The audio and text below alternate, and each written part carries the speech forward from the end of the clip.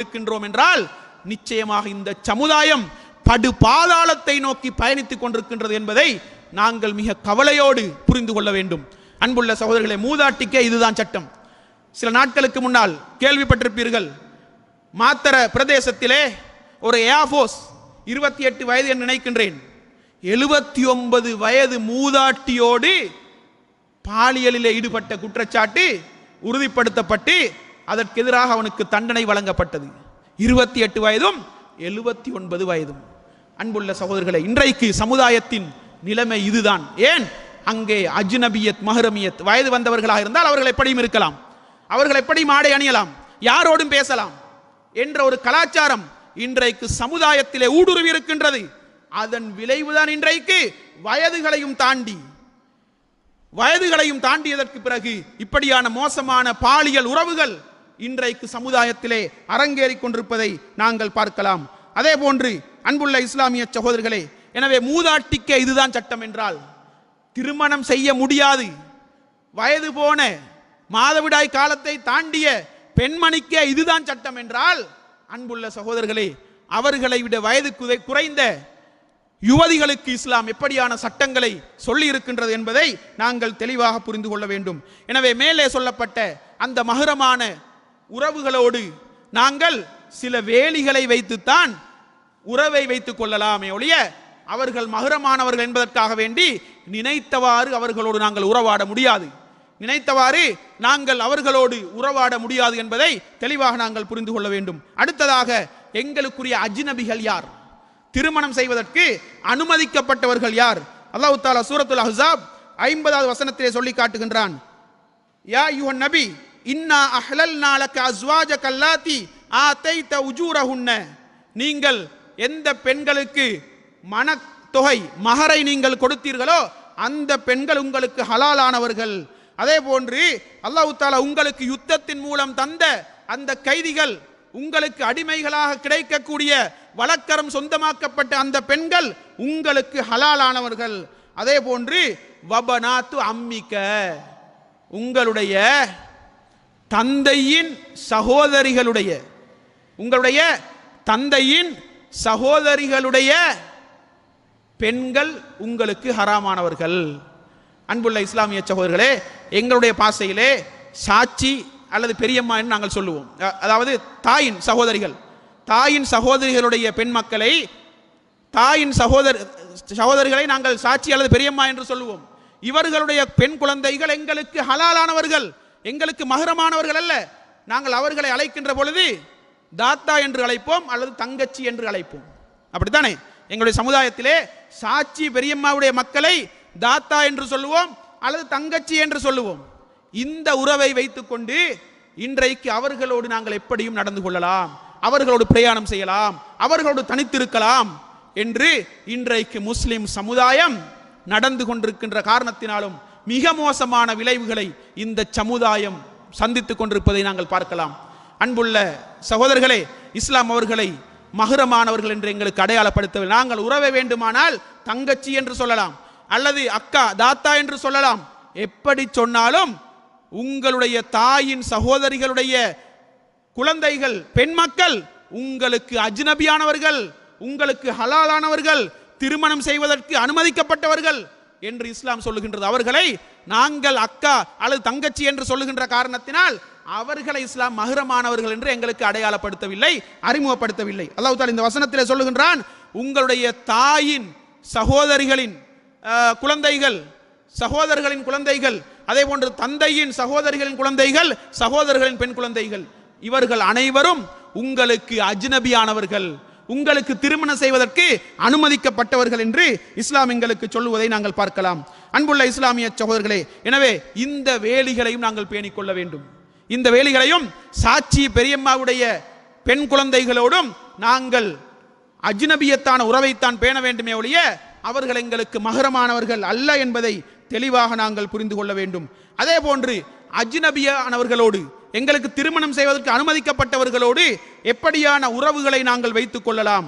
அன்புள்ள சகோதரர்களே, அல்லாஹ் தஆலா சூரத்துல் அஹ்ஸாப் 53வது வசனத்திலே சொல்லுகின்றான், வைதா சால்துமுஹுன்ன மதான் ஃபஸ்அலுஹுன்ன மின் வராஇ ஹிஜாப், நீங்கள் அவர்களிடத்திலே ஏதாவது ஒன்றை கேட்டால் திரைக்கு பின்னால் இருந்து கேளுங்கள்.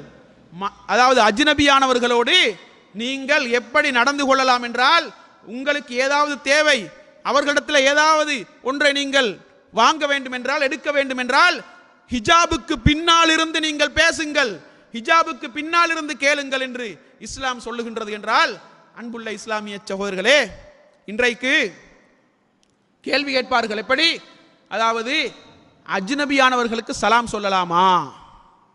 அஜ்னபியானவர்களுக்கு, அஜ்னபியான ஆணுக்கு சலாம் சொல்லலாம், ஒரு பெண்மணி சலாம் சொல்லலாமா? அல்லது ஒரு ஆண் அஜ்னபியான ஒரு பெண்ணுக்கு சலாம் சொல்லலாமா? இஸ்லாம் சலாம் சொல்லலாம் என்று சொல்லுகின்றது, அனுமதி வழங்குகின்றது. அந்த அனுமதியை வைத்துக் கொண்டு சலாத்தையும் தாண்டி என்ன வேண்டுமானாலும் பேசலாம், என்ன வேண்டுமானாலும் பேசலாம். குறிப்பாக தொலைபேசியிலே இன்றைக்கு அந்த கலாச்சாரம் வந்ததற்கு பிறகு, இந்த வாட்ஸ்அப், வைபர், ஃபேஸ்புக் என்று வந்ததற்கு பிறகு, அன்புள்ள சகோதரர்களே, யார் யாரோடு பேசுவது, யாருக்கும் யாருக்கும் இடையிலே தொடர்பு என்பதை தேடி கண்டுபிடிக்க முடியாத அளவுக்கு முஸ்லிம் சமுதாயம் சீரழிந்து கொண்டிருக்கின்றது. முஸ்லிம் சமுதாயத்திலே மிக மோசமான அவல நிலைகள், அசிங்கமான காட்சிகள் அரங்கேறிக் கொண்டிருப்பதை நாங்கள் பார்க்கலாம்.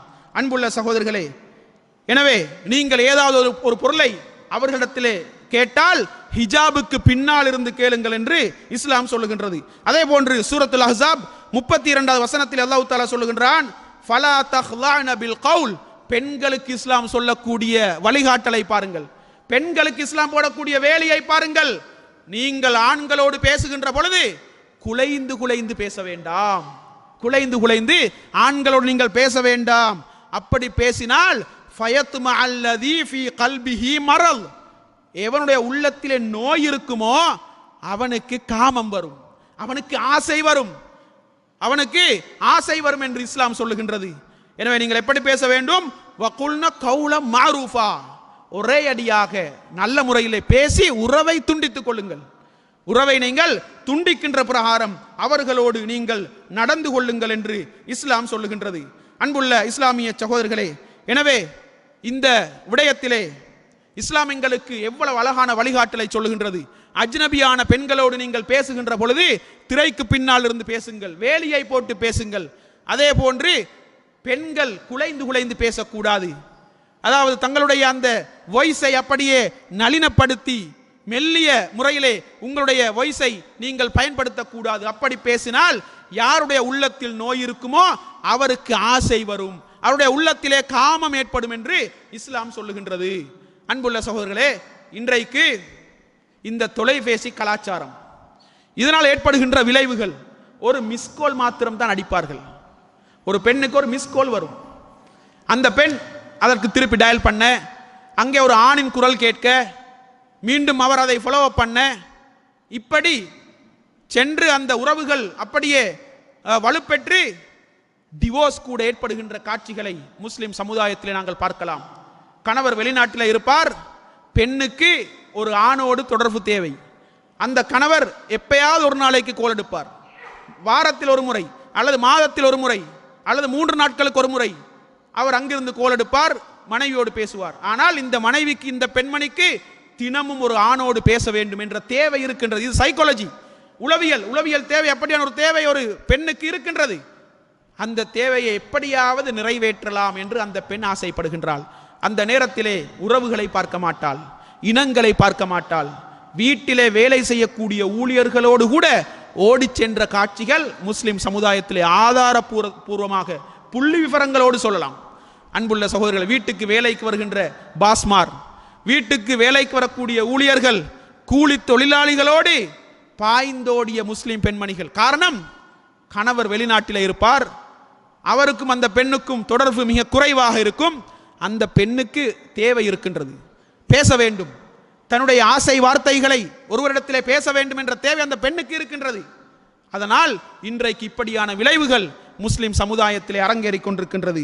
அதே போன்று அன்புள்ள இஸ்லாமிய சகோதரர்களே, இன்றைக்கு சாரதிகளோடு, டிரைவர்மாரோடு இருக்கக்கூடிய தொடர்புகள், ஆட்டோவிலே செல்லக்கூடிய பெண்கள், சில பெண்கள், அல்லது அதாவது ஸ்கூல் சர்வீஸ் என்று சில வாகனங்கள் போடப்பட்டு அதிலே பயணிக்கக்கூடிய வயது வந்த பெண்கள் அந்த வாகனத்தின் சாரதிகளோடு ஓடி சென்ற காட்சிகளை நாங்கள் அப்படியே எங்களுடைய சமுதாயத்திலே நடந்த அந்த நிகழ்வுகளை அடுக்கிக் கொண்டே போகலாம்.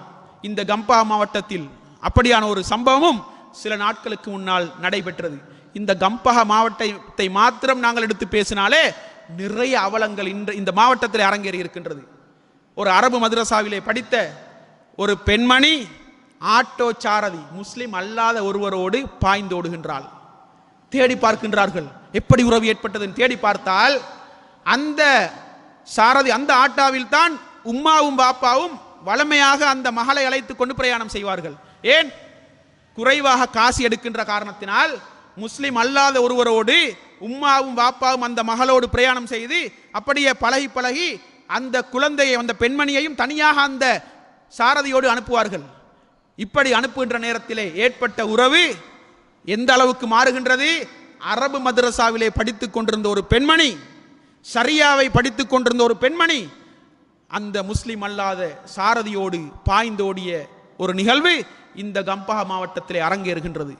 அன்புள்ள இஸ்லாமிய சகோதரர்களே, எனவே சாரதிமார்கள் அவர்கள் யார், அவர்கள் எப்படிப்பட்டவர்கள் என்பதை தேட வேண்டிய ஒரு கடமையும் பொறுப்பும் இந்த சமுதாயத்திற்கு இருக்கின்றது என்பதையும் தெளிவாக நாங்கள் புரிந்து கொள்ள வேண்டும்.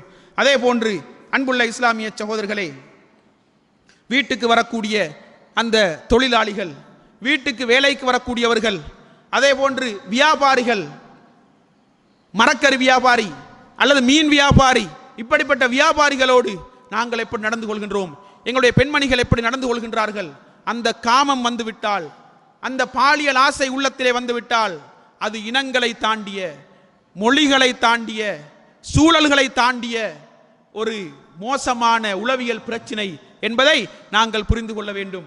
அன்புள்ள சகோதரர்களே, சில நாட்களுக்கு முன்னால் 42 வயது பெண்மணி 24 வயது ஆணோடு ஓடிச் செல்கின்றாள். முஸ்லிம் சமுதாயத்தில் நடந்த நிகழ்வு. 24 வயது ஆணோடு 42 வயது பெண்மணி, 2 குழந்தைகளுக்கு தாய், பருவ வயதை அடைந்த, திருமண வயதை அடைய இருக்கின்ற குழந்தைகளுக்கு தாயாக இருந்த 42 வயது பெண்மணி 24 வயது இளைஞனோடு பாய்ந்தோடுகின்றாள். அன்புள்ள சகோதரர்களை, இப்படியான விளைவுகள், இப்படியான மோசமான ஒழுக்க சீர்கேடுகள் இந்த சமுதாயத்திலே அரங்கேறுவதற்கு காரணம் இந்த மஹ்ரமியத், அஜ்னபியத் பற்றிய தெளிவு இந்த சமுதாயத்திற்கு முறையாக கொடுக்கப்படாமைதான் என்பதை நாங்கள் புரிந்து கொள்ள வேண்டும். அதே போன்று அல்லாஹ் தஆலா முஸ்லிமான பெண்கள் தங்களுடைய பார்வைகளை தாழ்த்த வேண்டும், முஸ்லிமான ஆண்களும் தங்களுடைய பார்வைகளை தாழ்த்த வேண்டும். முஸ்லிமான பெண்கள் பார்வைகளை தாழ்த்தி அவர்களுடைய மர்ம உறுப்புகளை பாதுகாத்துக் கொள்ள வேண்டும். அவர்களுடைய அந்த மேலதிகமான ஆடைகளை அணிந்ததற்கு பிறகும் வெளியால் தெரியக்கூடிய அந்த அலங்காரங்களை குறிப்பிட்ட சிலரை தவிர வேறு யாருக்கும் அந்த அலங்காரங்களை காட்டக்கூடாது என்று இஸ்லாம் ஒரு இறுக்கமான வேலியை எங்களுக்கு வகுத்திருப்பதை நாங்கள் பார்க்கலாம். அதே போன்று சூரத்துல் அஹ்ஸாப் 59 வசனத்தில் அல்லாஹ் தஆலா சொல்லுகின்றான், யா அய்யுஹன் நபி, நபியே நீங்கள் உங்களுடைய மனைவிமார்களுக்கும் உங்களுடைய பெண் குழந்தைகளுக்கும் மூமினான ஆண்களுடைய மனைவிமார்களுக்கும் சொல்லுங்கள், யுத்னீன அலைஹின்ன மின் ஜலாபிபிஹின்ன, அவர்களுடைய முந்தானைகளை அவர்களுடைய மார்பகங்களில் போட்டுக் கொள்ளட்டும், அவர்களுடைய மார்பக பகுதியிலே அவர்களுடைய முந்தானைகளை போட்டு மறைத்துக் கொள்ளட்டும். ذَلِكَ أَدْنَىٰ أَن يُعْرَفْنَ, மார்க்கப்பட்டுள்ள பத்தினித்தனமான பெண்கள் என்று அவர்கள் அறியப்பட்டு, வலா ஃபலா யுதைன, அவர்கள் துன்புறுத்தப்படாமல் இருப்பதற்கு இதுதான் மிகச்சிறந்த வழிமுறை என்று இஸ்லாம் கற்றுத் தருகின்றது. அதாவது எங்களுடைய பெண்மணிகளுக்கு நாங்கள் சொல்ல வேண்டும், இஸ்லாம் பெண்மணிகளுக்கு சொல்லக்கூடிய பொதுவான அறிவுரை என்ன? உங்களுடைய முந்தானைகளை, மார்ப பகுதிகளை நீங்கள் முழுமையாக மறைத்துக் கொள்ளுங்கள். அப்படி மறைத்தால் அந்த பெண் ஒழுக்கமான பெண் என்று ஆண்கள் அறிந்து கொள்வார்கள். இன்றைக்கு அந்த பகுதியை யாரெல்லாம் திறந்திருக்கின்றார்களோ அவர்கள் ஒழுக்கங்கெட்ட பெண்கள் என்று இஸ்லாம் சொல்லுகின்றது. ஒழுக்கமான பெண்களாக இருந்தால் அந்த பகுதியை மறைக்க வேண்டும், அந்த பகுதியை மறைத்திருக்க வேண்டும். அவர்கள் ஒழுக்கமான, கற்பை பேணிக் கொள்ளக்கூடிய பத்தினித்தனமான பெண்கள் என்று அறியப்பட்டு துன்புறுத்தப்படாமல் இருப்பதற்கு அந்த வழிமுறைதான், அந்த பண்புதான் மிகவும் பொருத்தமானது என்று இஸ்லாம் சொல்லி காட்டுகின்றது. அதே போன்று அன்புள்ள இஸ்லாமிய சகோதரர்களே, இன்றைக்கு இந்த ஹிஜாபை முஸ்லிம் சமுதாயம் ஒரு பிற்போக்கு வாதமாக சர்வதேச அரங்கிலே பேசிக் கொண்டிருப்பதை நாங்கள் பார்க்கலாம். பெண்களை ஹிஜாபுக்கு வெளியே எடுக்க வேண்டும், பெண்களை எப்படியாவது ஹிஜாபுக்கு வெளியே எடுக்க வேண்டும். ஹிஜாபுக்குள் இருந்து கொண்டிருந்தால் அவர்களால் முன்னேற முடியாது, அவர்களால் உலகத்திலே சாதிக்க முடியாது, உலகத்திலே உயர்ந்த இடங்களுக்கு செல்ல முடியாது. பெண்களே நீங்கள் ஹிஜாபுக்கு வெளியே வாருங்கள். இப்படி இன்றைக்கு குரல் கொடுக்கக்கூடிய பெண்கள் இந்த உலகத்திலே முஸ்லிம் சமுதாயத்திலே வாழ்ந்து கொண்டுதான் இருக்கின்றார்கள். அவர்களுக்கு நோபல் பரிசுகள் கூட கொடுக்கப்பட்ட அந்த தகவல்கள் உங்களுக்கு தாராளமாக தெரியும். இவர்களுடைய பேச்சுக்கள் எல்லாம் எப்பொழுதும் பெண்ணிலைவாதம், பெண்களை முதன்மைப்படுத்தி ஆண்களுக்கு சமனானவர்களாக அந்த பெண்களை கொண்டு வந்து நிறுத்த வேண்டும். ஹிஜாப் எல்லாம் பிற்போக்குவாதம், இந்த காலத்திற்கு ஒவ்வாத சட்டங்கள். அதற்குள் இருந்து ஹிஜாபுக்குள் இருந்து பெண்கள் வெளியே வந்தால்தான் உலகத்தை பார்க்கலாம், உலகத்தில் சாதிக்கலாம், உயர்ந்த இடங்களுக்கு செல்லலாம், பட்டம் பதவிகளை அடையலாம். இப்படி மிக பிழையாக மூளை செலவை செய்யக்கூடிய ஸ்காலர்ஸ், படித்தவர்கள் என்று அடையாளப்படுத்தப்பட்டவர்கள் கூட இப்படி நடந்து கொள்கின்றார்கள் என்றால் அன்புள்ள இஸ்லாமிய சகோதரர்களே, ஆனால் இன்றைக்கு முஸ்லிம் அல்லாதவர்கள் ஹிஜாபை புகழ்ந்து பேசுகின்றார்கள். முஸ்லிம் அல்லாதவர்கள் அந்த அளவுக்கு அவர்களுடைய சமுதாயத்திலும் ஒழுக்க சீர்கேடுகளை பார்த்து சகிக்க முடியாமல் இஸ்லாம் சொல்லக்கூடிய ஹிஜாபு சட்டம் தான் இந்த காலத்திற்கு பொருத்தமான சட்டம் என்று பேசக்கூடிய படித்த மக்கள் முஸ்லிம் அல்லாதவர்களில் இருப்பதை நாங்கள் பார்க்கலாம். ஒரு முறை ஒரு சகோதரர் பஸ்ஸிலே பயணம் செய்து கொண்டிருந்த நேரத்திலே 2 மாற்று மத பெண்கள், யுவதிகள் அந்த பஸ்ஸிலே அரைகுறை ஆடையோடு ஏறுகின்றார்கள். அரைகுறை ஆடையோடு 2 மாற்று மதத்து யுவதிகள் ஏறுகின்றார்கள். பஸ்ஸில் இருக்கக்கூடிய அனைவரும் இதை பார்க்கின்றார்கள். ஒரு படித்தவர் அந்த இடத்திலே இருக்கின்றார். ஒரு முஸ்லிம் சகோதரர்களுக்கு பக்கத்திலே அமர்ந்திருக்கின்றார். அவர் இந்த முஸ்லிம் சகோதரரை பார்த்து சொல்லுகின்றார், பார்த்தீர்களா இந்த பெண்களை? நிர்வாணமாக அரை நிர்வாணத்தோடு இந்த பஸ்ஸிலே ஏறி இருக்கின்றார்கள். இங்க இருக்கக்கூடிய அனைவரும் இவர்களை பார்க்கின்றார்கள். ஆனால் இந்த பெண்களுக்கு எந்த பாதிப்பும் கிடையாது. இந்த பெண்களுக்கு எந்த பாதிப்பும் கிடையாது. அவர்களுடைய அந்த அங்கங்களை காட்டிவிட்டு சென்று விடுவார்கள். பார்த்தவர்களில் குறைந்தது 2 பேராவது வேறு 2 பெண்களை பாலியல் வல்லுறவுக்கு நிச்சயமாக உட்படுத்துவார்கள். இப்படியான காட்சிகள் தான் அதற்கு காரணம் என்று சொல்லிவிட்டு அவர் சொல்லி இருக்கின்றார். இப்படி பார்க்கின்ற பொழுது உங்களுடைய இஸ்லாம் சொல்லக்கூடிய முழுமையாக மறைத்து செல்லுகின்ற அந்த சட்டம் தான் இந்த காலத்துக்கு பொருத்தமானது. இந்த காலத்துக்கு முழுமையாக பெண்கள் மறைத்து செல்வதுதான் பொருத்தமான சட்டம் என்று அவர் பேசுகின்றார், ஒரு படித்தவர். அன்புள்ள சகோதரர்களை, இன்றைக்கு நாங்கள் நினைக்கின்றோம் ஹிஜாபை அணிந்து கொண்டு உடல் உறுப்புகளை மறைத்து கொண்டு செல்வது அதாவது பிற்போக்குத்தனமான சட்டம் அல்லது காலம் கடந்த சட்டம், மலையேறிய சட்டங்கள் என்று நாங்கள் நினைத்துக் கொண்டிருக்கலாம். ஆனால் முஸ்லிம் அல்லாதவர்கள், அவர்கள் இருக்கக்கூடிய படித்த வர்க்கத்தினர் அந்த சட்டத்தை ஆதரித்து பேசுகின்ற சூழல் இது, ஆதரித்து பேசுகின்ற காலம் இது. அந்த அளவுக்கு இன்றைக்கு ஒழுக்க சீர்கேடுகள் இந்த சமுதாயத்திலே அரங்கேறிக் கொண்டிருக்கின்றன. அன்புள்ள இஸ்லாமிய சகோதரர்களே, எனவே இந்த விடயங்கள் சமுதாயத்திற்கு சொல்லப்பட வேண்டும். இந்த விடயங்கள் சமுதாயத்திற்கு சொல்லப்பட வேண்டும். உங்களுடைய சாட்சியின் மகளை நீங்கள் திருமணம் செய்யலாம், உறவுக்கு நீங்கள் தங்கச்சி என்று சொல்லிக் கொண்டிருந்தாலும் திருமணம் செய்யலாம் என்று இஸ்லாம் சொல்கின்றது. அப்படியானால் அவர்களோடும் நீங்கள் வேலிகளை வைத்துத்தான் பேச வேண்டும். பெரியம்மாவுடைய மகளை நீங்கள் தங்கச்சி என்று சொன்னாலும் வேலிகளை வைத்துத்தான் உறவுகளை நீங்கள் வைத்துக் கொள்ள வேண்டும் என்று இஸ்லாம் சொல்லுகின்றது. ஆனால் இன்றைக்கு சமுதாயத்திலே அப்படிப்பட்டவர்களை திருமணம் செய்தால் சமூகம் எப்படி பேசுகின்றது பார்த்தீர்களா? சாட்சியின் மகள், அவனுக்கு தங்கச்சி உறவு, திருமணம் செய்து விட்டானே, எவ்வளவு மோசமான ஒருவன் என்று பேசுகின்ற அளவுக்கு சமூகம் இந்த விடயத்தை தலைகீழாக புரிந்திருக்கின்றது. அன்புள்ள சகோதரர்களே, அவர்கள் மோசமானவர்கள் அல்ல, மோசமானவர்கள் நீங்கள். ஏன் சாட்சியின் மகளோடு சர்வசாதாரணமாக அவர்களை நீங்கள் பிரயாணத்திலே தனிமையில் அழைத்து செல்லுகின்றீர்கள், தனித்திருந்து கதைத்துக் கொண்டிருக்கின்றீர்கள்? இஸ்லாம் இப்படி சொல்லவே, நீங்கள் தான் மோசமானவர்கள், நீங்கள் தான் இஸ்லாத்தின் எல்லைகளை மீறக்கூடியவர்கள், அவர்கள் அல்ல. அவர்கள் மார்க்கத்தை தான் செய்திருக்கின்றார்கள்.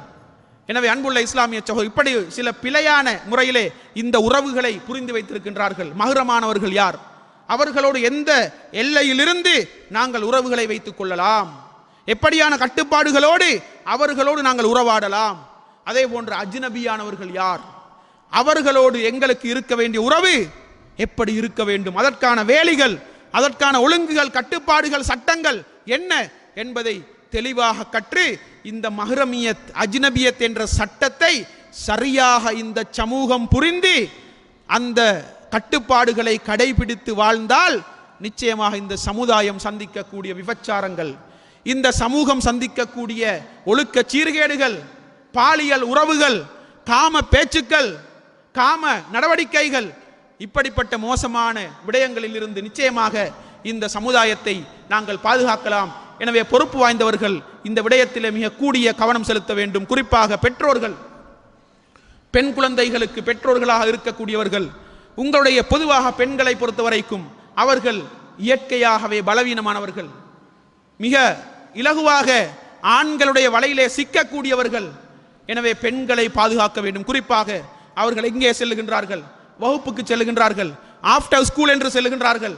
உண்மையிலேயே அவர்களுக்கு அங்கே டியூஷன் தானே நடைபெறுகின்றது.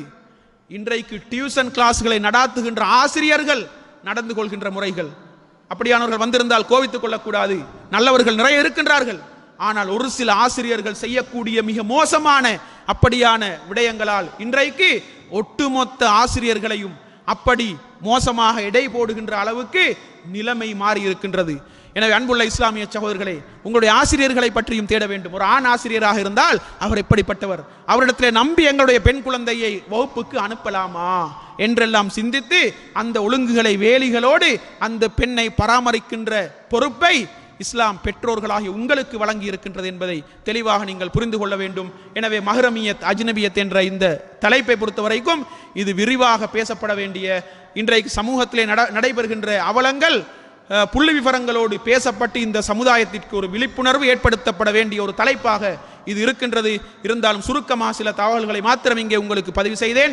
எனவே இந்த விடயங்களிலே நீங்கள் மிக கூடிய கவனம் செலுத்தி மஹ்ரமியத் அஜ்னபியத் என்ற அந்த உறவுகளை சரியான முறையிலே புரிந்து இஸ்லாமிய வேலிகளை, இஸ்லாத்தின் எல்லைகளை பேணி வாழக்கூடிய பக்குவத்தை வல்ல ரஹ்மான் எனக்கும் உங்கள் அனைவருக்கும் தந்தருவானாக. ஹாதா மா இந்தி வல் இல்மு இந்தல்லாஹ் அகூலு கௌலி ஹாதா வ அஸ்தக்ஃபிருல்லாஹ் லி வ லக்கும் வ ஆகிரு தஅவானா அல்ஹம்துலில்லாஹி ரப்பில் ஆலமீன்.